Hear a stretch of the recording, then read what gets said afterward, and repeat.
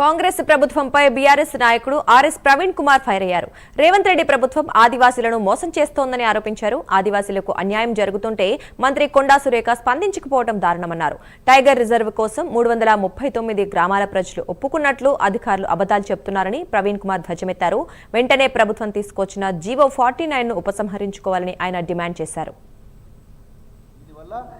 కానీ ఫారెస్ట్ అధికారులు మాత్రం 339 గ్రామాలకు పోయి మేము అందరితో మాట్లాడినాం, టైగర్ కన్జర్వేషన్ తీసుకురావడం మంచిదే, మా అందరికీ లాభం జరుగుతుంది గిరిజనులందరూ చెప్పినట్టుగా మరి ఇక్కడ రాసిండ్రు. కానీ ఇది పూర్తిగా అసత్యం, పట్టపగలే చెప్పిన అబద్ధం. ఇలాంటి అబద్ధాలతోని ఈ టైగర్ రిజర్వ్ తీసుకొస్తున్నారు.